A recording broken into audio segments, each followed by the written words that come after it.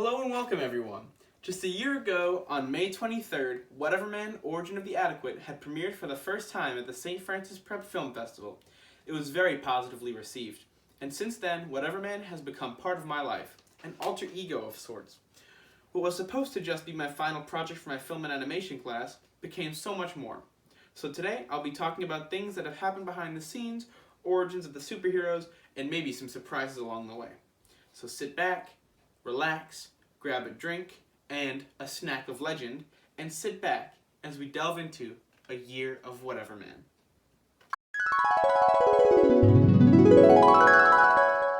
So first I'd like to go off the script a little bit and say thank you guys for tuning in and watching the year anniversary special of Whatever-Man, Origin of the Adequate.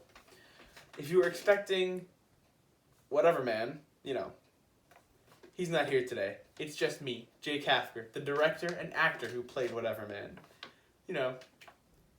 Still pretty good, hopefully. Hope you guys like me, not just the man with the duct tape shirt. Either way, I'm glad you guys are here, and we've got some fun stuff planned. Don't worry, it's gonna be good. So, I have a lot to cover today. I made a script, which is something I didn't even do for Whatever-Man. As you can see, I really have this planned out. Look at me, planning things for once, and not just, doing something on a whim. So we have some very special topics today. We're going to start off with character origins. Whatever-Man, Stereotype, Happiness Harvester, the Lord of Lard. Who are they? Where did they come from? Believe it or not, the first superhero I had ever come up with was not Whatever-Man. I had originally created Stereotype over a year before Whatever-Man, Origin of the Adequate came out, and before Whatever-Man was even an idea in my head. I had drawn him up for a comic book project in my sophomore year of high school. His original design had him sporting Adidas sweatpants, classic cloud goggles, a Supreme t-shirt, Yeezys, a Gucci snapback, and of course, dual Rolex watches. Talk about iced out. Now, given the budget of Whatever-Man, we couldn't exactly afford Gucci and Supreme, let alone 2 Rolexes. But we worked with what we had, and in doing so we created a new brand of hypebeast, no pun intended. A hypebeast who improvised with things like 80s wraparound shades. Respect the drip. Whatever-Man, however, was completely built from the ground up during production of the movie, with the idea of a fairly careless superhero who used his powers carelessly, didn't really care about using them at all, and, of course, a carelessly designed costume. And by using an old morph suit, some red gym shorts, a black t-shirt, and duct tape, we had the costume for our hero. I was surprised to see the infamous WM logo had never been used before for superheroes. You'd think it had appeared somewhere before because it's, it's so symmetrical, it's so beautiful. WM, it's so clean, look at that. WM, it's so clean. But it hadn't, and I ain't complaining. Sadly though, if Whatever-Man did make it to Hollywood, the heroes' names would probably have to be changed, as we later discovered that Stereotype is not only a London-based graphic design company, but it's also the name of a rock band. I didn't know that. Whatever-Man has also been used a lot online in a bunch of small, one-page comics saying, oh, I invented a hero named Whatever-Man. He'll fly in when someone says something stupid, say Whatever-Man, and leave. That's a little too simple for me. I think Whatever-Man is a hero who doesn't really care about using his powers, but will still have the best intentions.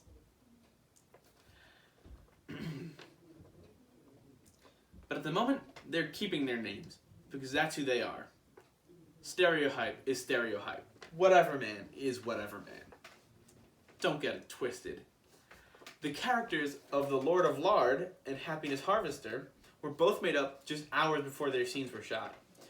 Both the beginning of the movie and the end were probably the most rushed parts, given that it was a school project and had deadlines, of course. I needed whatver-man to get his powers somehow, since no hero just has powers. There's always a reason for it. Something happened to them, even if they were born with them, that's still a reason. So, the Lord of Lard came in to help whatver-man get his powers. The Lord of Lard is actually one of many ancient beings that watch over the earth. These animal-headed creatures each have a theme that goes with them. Since the Lord of Lard is part cow, he is particularly fond of whatver-man, since they both enjoy eating a lot. You know, similarities, personalities match. It's a perfect fit. There are others, keep in mind. They mainly keep their eyes on heroes and villains, and most heroes have one of these beings attached to them in some sort of way. Happiness Harvester was created because I wanted the ending to be a little more spiced up than a simple bad guy turns good, the end. Plus, the fight scene between whatver-man and Stereotype was filmed on a different day than the Happiness Harvester ending, so I needed an excuse for it to be raining. So I called up my friend Jack, who became Happiness Harvester. His costume consists of a very tight black Elvis suit and a hooded cape. Since it was raining, I originally had planned for a weather-based enemy to come in and just appear, make it rain. Their name would have been Downpour, I believe. I don't even know if I told the cast and crew that. I originally had a weather-based villain appear, but I thought it was too lacking. Like, you know. And the thing is, the character wouldn't be able to control the weather, like, you know, severely. Just making it rain and stuff. Stuff that doesn't really do anything. But I was thinking, there's no motive in that. Why does she have beef with whatver-man and Stereotype? Why is she making it rain? So I said, you know what? Screw it. There's a character who just doesn't like happy endings. There you go. Fourth wall break. Psh, throw it in there. Don't care. And in that, Happiness Harvester was born. And since we were really pressed for time and resources, his costume was made out of everything we got in the garage. And all of his lines were made up on the spot. Every single one. Since there was no more time to write a script, and the movie was due the next day. Meaning, we finished that scene, the fight scene with Happiness Harvester. I went inside and edited the movie for, I think, 14 hours straight. Let's see, we finished filming around 5. No, I had 12 hours. I edited from 5 p.m. to 5 a.m. So it was quite the editing that I had to do for that. So, with that, the movie ended on a goofy final battle cliffhanger. Bam. Next topic. We're talking about behind the scenes stuff. For the opening scene, when all the power goes out in my room for the Lord of Lard to appear, I actually had my dad in the basement near the fuse box shut off all the power upstairs in my house to get that full effect of a power outage. And when Christian appeared, you know, dressed as the Lord of Lard, and he had to slap me to give me his power, I told him, dude, don't hold back. Just let it out. I want it to be loud. I want it to be a nice, hearty slap to transfer that power. So he was like, all right, man, you sure? I don't want to hurt you. And I was like, don't even worry. Method acting. Just do it, man. And he's like, all right. And you can actually see in that scene, he slips and falls, and his whole body comes down. So he has a full body slap. He puts his body into the slap. So he comes down, slaps my glasses right off, and knocks me unconscious. Another really goofy scene was the Cheez-It scene, where I used my powers to pull a bag of Cheez-Its toward me for a snack. Some of you may not remember this scene because it's so short and so, I want to say meaningless, but so out of the blue and random. To do this, I did tie string to the bag. I know, wow, shocker. But I didn't use my hands to pull it. I used my feet. So what I did was I tied the string around my foot and I tied it to the bag. I taped it to the bag. So to pull it without using my hands, I would awkwardly balance on one foot and moving my other leg, pull the bag towards me. So you can see me slip a little in those scenes. I'll actually, you know what? Bam! I'll throw the clips up right now. Yeah, that was fun. One of my favorite scenes by far is the car crash scene, where whatever man gets his name. To pull off that semi-realistic, out-of-frame car crash, I used an old license plate I found in the garage and a hubcap, which I actually had to go out and look for. I made Christian wait at my house while I biked up and down a busy road nearby, looking in the nearby bushes on the side of the road, because for whatever reason, random car scraps are occasionally just lying there. And down the hill, past a fence, in all the bushes, I spotted a hubcap. So I jump off my bike, crawl over the fence, grab the hubcap, and I bike home with the hubcap in my hand, which probably wasn't a good idea. It probably was a little unsafe, holding a hubcap and holding a bike handlebar. But I made it work. That's what Whatever Man's all about. Using what little you have to create the effect of something bigger. Yeah, that. A fun fact also, this license plate is autographed by the whole cast and crew of Whatever Man. The whole cast and crew. As in me, my 2 friends, and my 3 family members. But it's a cute little thing that we've got to remember the experience of making Whatever Man. I've also gotten one question asked a lot about the costume making scene. More specifically, about when I add a unicycle to my costume. People ask me whenever they watch the movie, Jake, where did you get a unicycle? How do you have a unicycle? Impulse buy at a yard sale. Next question. A lot of people love the news reporter scene, but some people don't know who he is. I actually got a guy off of Fiverr who does videos, with a green screen like that. He's actually pretty well known because he's made a couple of appearances in YouTuber Call Me Carson's Fiverr videos, where he makes goofy Fiverr videos with people on Fiverr. During the final fight scene, when Stereohype is naming all the stuff he's wearing, Christian made all of those things on the spot, like the glasses of greatness, the slides of success, the time pods, the time pods we had, but the glasses of greatness, slides of success, etc., all on the spot.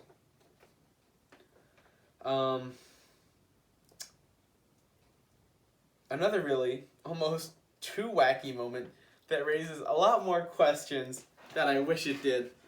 So in after Whatever Man steals the time pod, travels back, and then teleports behind Stereohype, and Whatever Man punches Stereohype in the back of the head. And we hear... Yes, you heard that correct. A metal clang.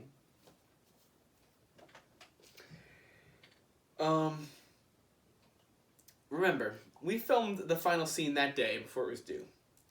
I did all the editing from 5 to 5, and since this was one of the last scenes, I was probably editing it around 4:30 in the morning. So my sleep-deprived mind probably thought, this makes sense. This is funny.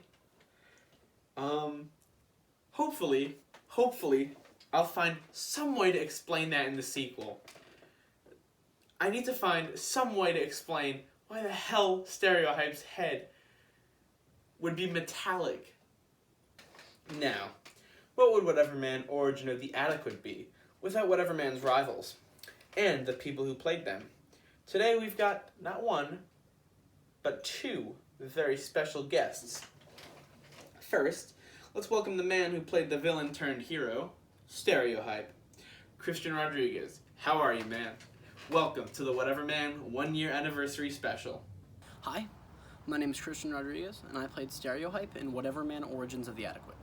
My first question for you, Christian, is, what was it like hearing that Stereohype was based off of an exaggeration of you? And how do you feel about him as a reflection of fashion culture? So, at first, kind of being made aware that Stereotype as a character and a story arc was primarily based upon my life, it made me feel a way that I haven't felt in a while, and I'm not trying to over-dramatize what this meant for me, but it meant a lot to know that someone, whether it's my best friend or someone in the creative world, was designing a character with influences from my life. And I'm not saying I'm not making some biopic or whatever. It's definitely a fictional character. But to know that there was a character being developed with me in mind is something I'll hold for a while. To know that there is something tangible in the world with inspiration from me is something I hold very dearly and close to my heart. I consider myself similar to Stereotype in that we both kind of have fashion influences, and our Achilles heels in a way as characters can kind of be traced back to the way our self-image is and how others view ourselves and how we kind of struggle with that. So there was a line in Stereotype, in whatver-man, where he said, "I'm trying to prove to myself and the world."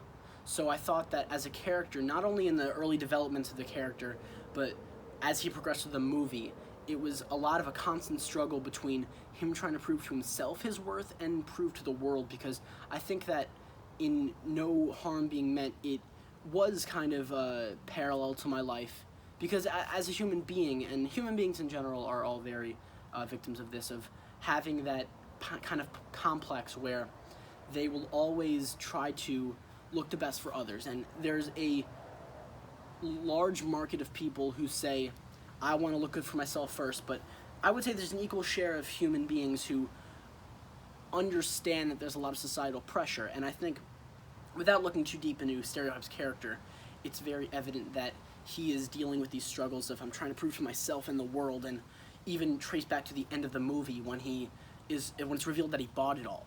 I think that that's an important part.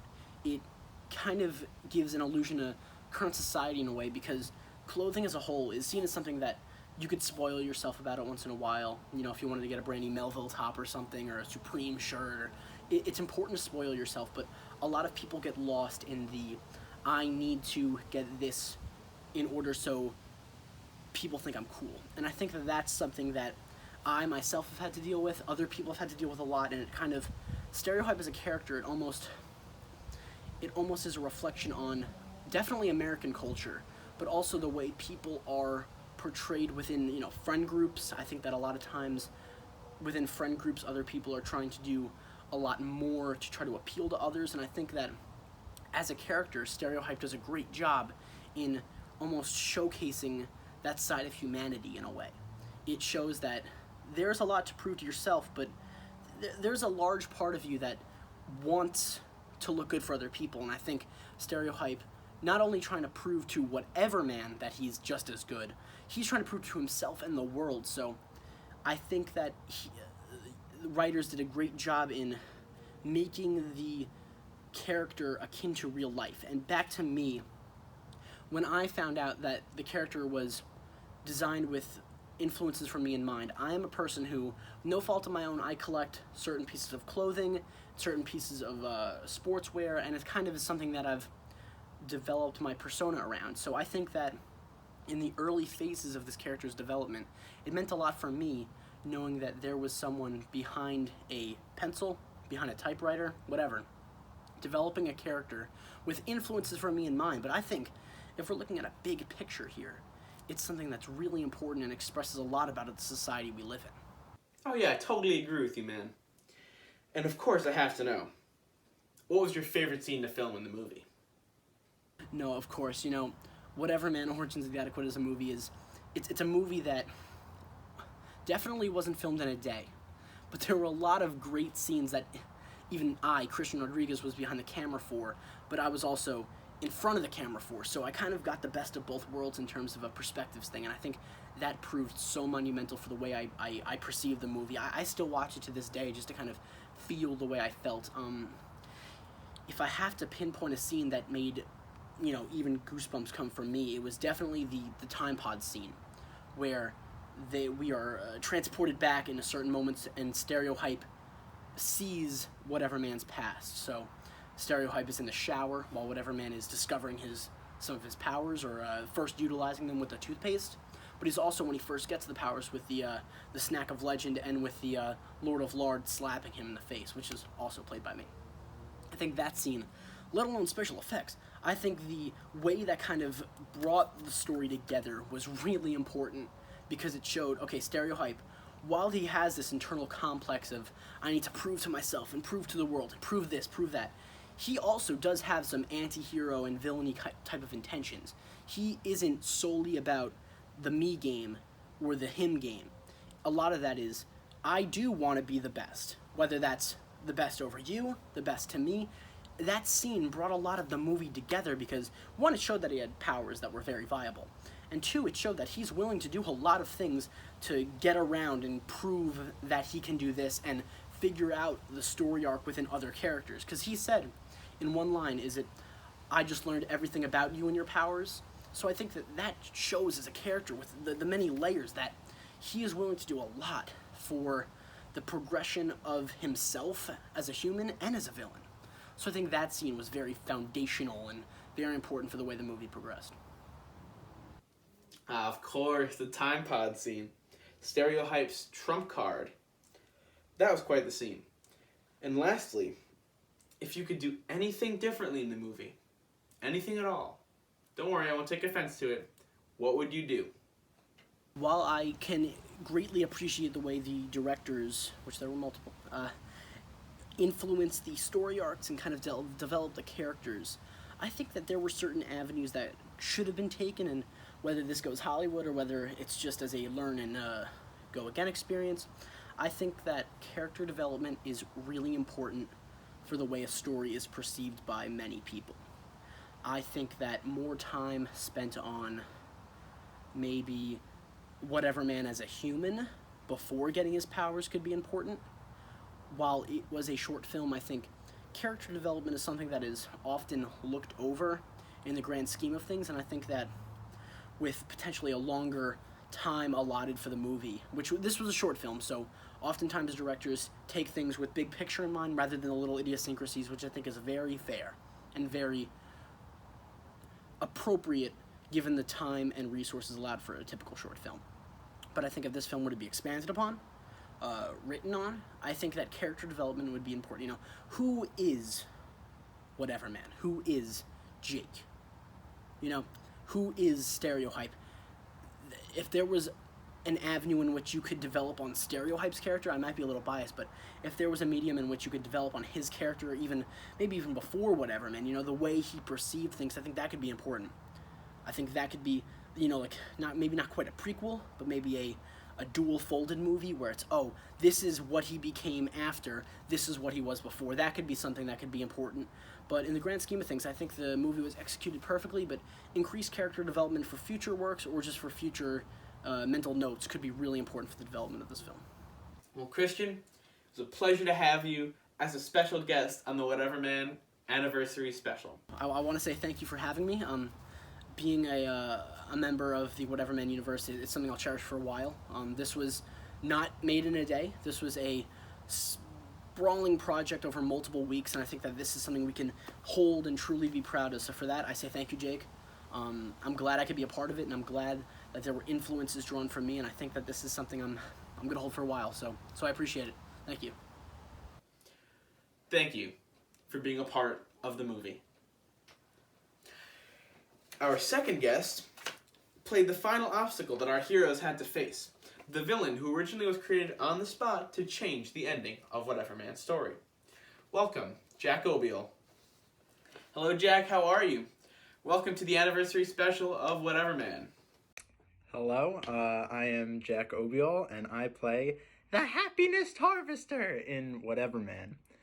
And yesterday marked the 1-year anniversary of the debut of the movie. So I'm going to answer some quick questions about it. It was fun to be a part of the universe and be able to try and portray a character in the short time that we had, because you really have to show what the character was trying to be and their motives, and trying to establish a character in a really short amount of time which, I mean, at first it could seem simplistic, but you really have to develop all of that.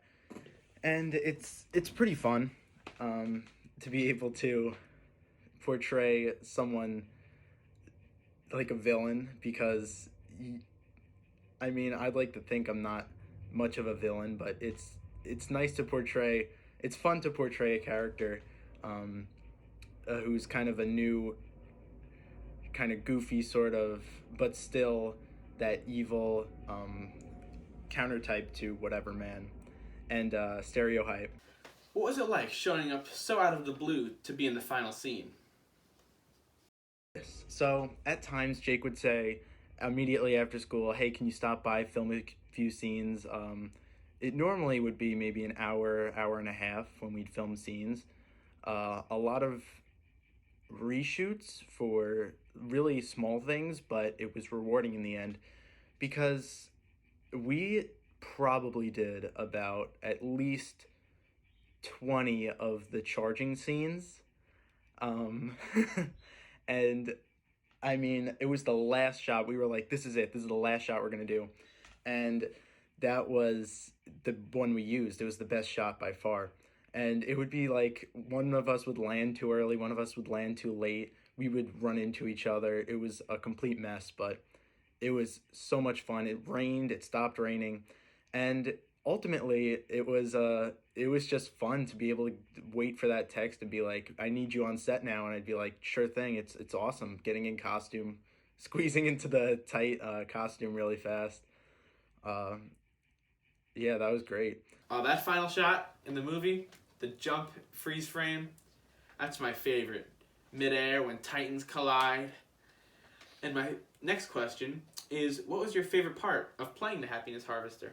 Happiness Harvester was a villain where we had the concept and the character design already set out, but the rest of the character was kind of so. Besides the aesthetics and the way he fit into the plot, that was already established. But the rest of the character we figured out as we went along, which I thought was a really big strong suit for the movie because you start to develop around it. So you're not trying to work around the character, you're developing with the character. So when I first showed up to film the scene, I was like, "So what voice do you want me to do? What type of inflections do you want?" And Jake was just like, "Try a high pitched voice." I was like, "This is a bad guy and you want a high pitched voice?" But it worked for the character. It set him apart in the goofy uh semi-realistic universe of whatever man, where it was just, kind of working with whatever we could find, and it made something that could have been really mediocre into something that was just fun and really, like, I remember showing the scene to my family when we were watching the movie and showing it to my friends, and the second I opened my mouth and I do that voice, they were just complete, like, they just, half of it was laughter and half of it was, I don't know. So coming up with lines on the spot, I'll try to keep it short from now. That was really fun. We got a lot of creative liberty while still going by Jake's direction, because his direction for the movie was, in my opinion, it was really good because it's such a mediocre concept, but it came off as like really creative and hilarious. And it reminded me of kind of Superbad, where it's Superbad and what's the other one? Anchorman, where it's like a really simple concept, but it's this big, hilarious world where you have these simple ideas of teenagers or a newscaster, and you just blow it up to this funny, fun, energetic world, and it's so much fun. So even though he directed that, we had a lot of creative liberty, and we had a lot of real funny gags. Um, I filmed another upcoming project. I helped film some of the scenes since my character hasn't debuted yet, as far as I know, but I helped film it. And I got a lot of cool shots, a lot of cool little advertising things here and there that I shot, where I was just like, "Hey, Jake, can I shoot this?" And he was like, "Yeah, try it out. Who cares?" And he actually, unless he was just being nice, he really loved it, and it was just fun to be able to brainstorm together, bounce off jokes with different characters. Wet Hot American Summer is another movie I think is another little mediocre little idea that blows up into a funny, creative universe where you could go in different ways, and it's really just fun to watch. It's fun to, and I'd imagine it's fun to be a part of, where all the characters are these crazy, goofy caricatures, where it's just, it's a good time to just see all the stuff that they come up with, all the crazy paths they go. Well, it's an honor to be compared to the likes of Superbad and Anchorman. Lastly, how do you think the movie would have ended without the appearance of Happiness Harvester? I think it, not to toot my own horn, but I think it would have been a totally different, maybe lesser path. Knowing Jake, he probably would have come up with some great ending, but the way the movie is now, like seeing Stereotype and Whatever Man bond together and team up against this one enemy. It conveys the message of the movie, which is one of the messages of the movie, which is a real hero puts their ego aside to fight the actual villain, which was one of Stereotype's conflicts, I think, and it that really sets up the message, one of the main messages in Stereotype's conflicted character, which I hope to explore in future movies, because I feel like our next projects are going to be, I want to say, a little higher budget, because I think with the support that we've gotten from this first what started out as a little school project is now a big ambition for the whole cast and crew. Um, we've gotten a lot of support from it, family and friends, of course, and I want to thank everyone, because it's so much fun to show up on set, to just be randomly called, to avoid my other responsibilities and have a great time on set is really fun, and to be able to explore these characters. And even just filming, like after filming those scenes, I was like, wow, I really wish I spent more time doing this, and maybe it could have been an actual career path, because it was it was fun to just explore this world of making these films. And it acting has always been a dream of mine, but I was always too scared to do it. And Jake and the whole cast and everyone really made it a fun experience, and it was just fun to be a part of this, and I can't wait for the future installments. Better everything, only going up from here after all the positive reviews. Thank you all, and stay safe. Well, Jack, thank you so much for being a part of the Whatever Man anniversary special. Hope you have a great day. Pleasure having you. Now, I think we need to address the elephant in the room. Don't you guys think? I think we do. We had originally started filming a sequel to Whatever Man in around November. And we had thought, in wintertime, it's too cold to film wearing stuff like this. We'll freeze. So we thought we would be able to resume in spring. We couldn't. There was a virus. Summer's approaching. We will get more chances to film it in summer to finish showing it. It is incomplete, sadly. And I don't know when you guys are going to be getting it. I know I've been posting teasers. I posted a teaser months ago in autumn. But I think it's time. I think it's time we give the people what they want. I think it's time that you guys know what's going on. I think it's time that we tell you what the sequel is. And we show you the trailer for the second movie in the Whatever Man cinematic universe. It's time to give the people what they want. Everyone, Enjoy.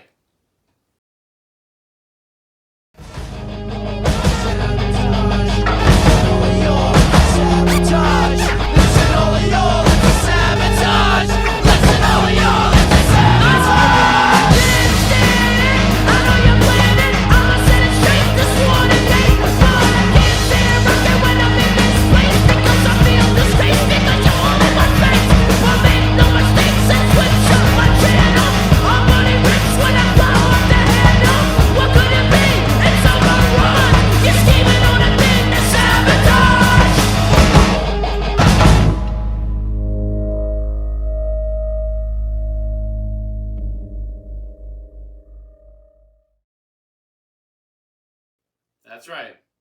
Stereohype is getting his own spin-off movie, baby.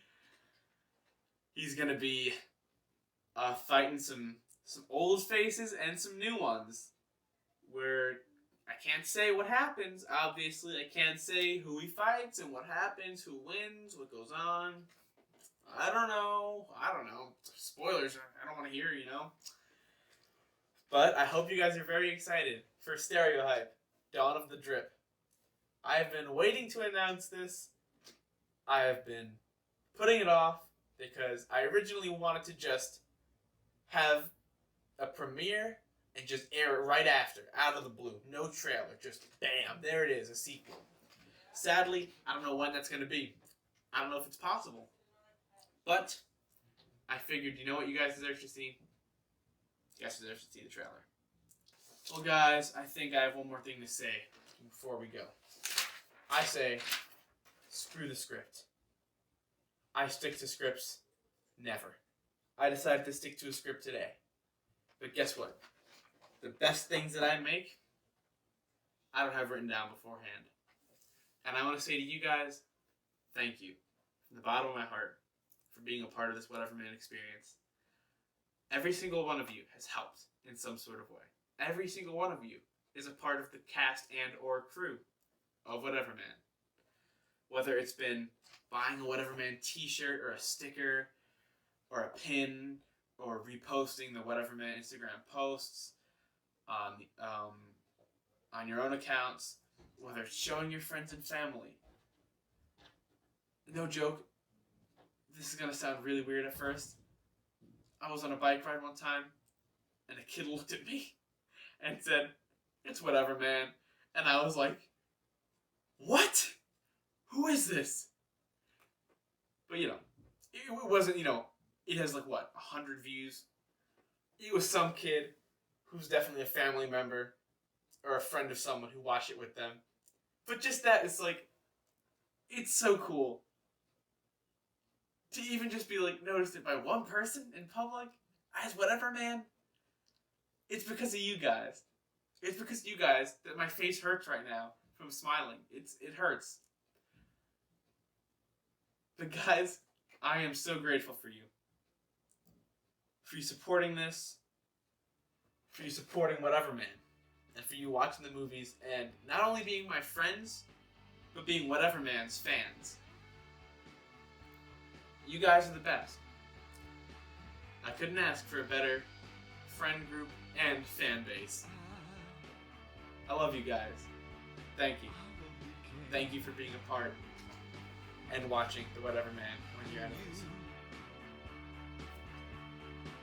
Thanks to you. And cut. We'll drive them away. We can beat them just for one.